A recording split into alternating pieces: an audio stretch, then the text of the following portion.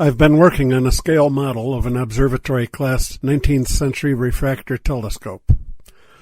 While not an actual working telescope, the model features a fully articulated German Equatorial Mount.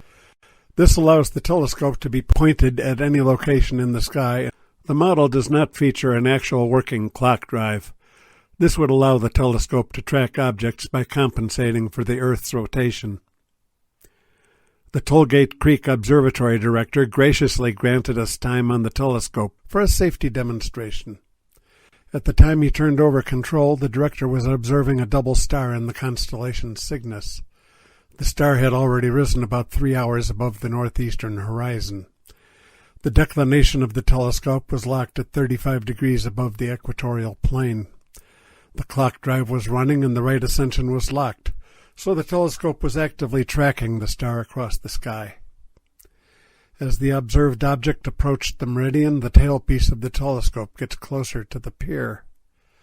If this goes unchecked, the tailpiece of the telescope will collide with the pier. This can result in catastrophic damage to both the telescope and the clock drive mechanism. The safe procedure is to perform an equatorial flip. When the tailpiece approaches the pier, unlock the right ascension. This will stop the tracking. Next, unlock the declination. The declination was set at 35 degrees. Using the declination hand wheel, raise the declination to 90 degrees north. The tube should now be pointed at the north celestial pole and parallel to the polar axis of the mount.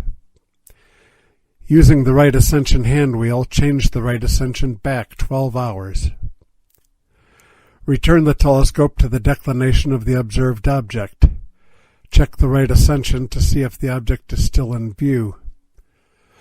Once the object is reacquired and centered in the eyepiece, the declination and right ascension can be locked, and the telescope will safely track the object across the western hemisphere.